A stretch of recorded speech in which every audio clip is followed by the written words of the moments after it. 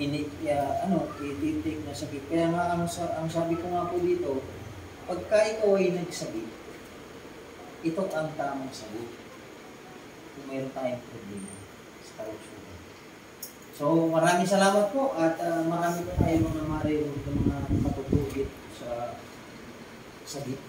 Brother Manny, kaunti lang daw ha? Kaunti lang. Ang na-obserbahan ko dito, yung lumalakas yung resistensya.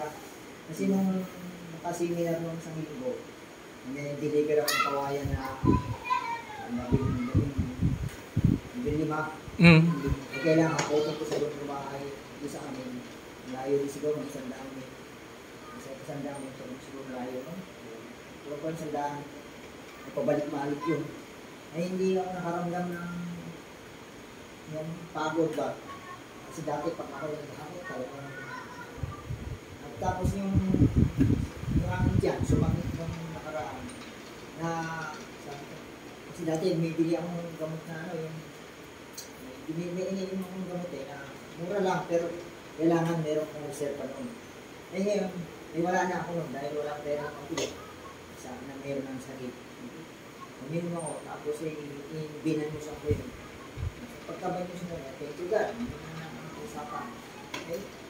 Nakakalimutan ko yun, gumaling na yun. Tapos yung ako nasugat ng isang araw, dito. Kaya tumag-isang ganyan, hindi kagad naisip ko na panusan ng sakit.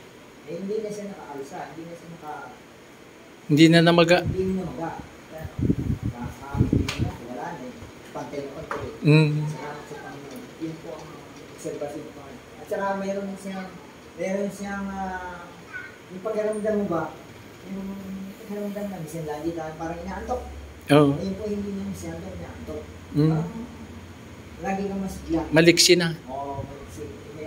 Meron siya sapat na parang tumatalino ka na okay. Nagiging sharp ang isip. Active. Nagiging active ang isip. Parang lagi kang mag-asa. Ito lamang. Amen.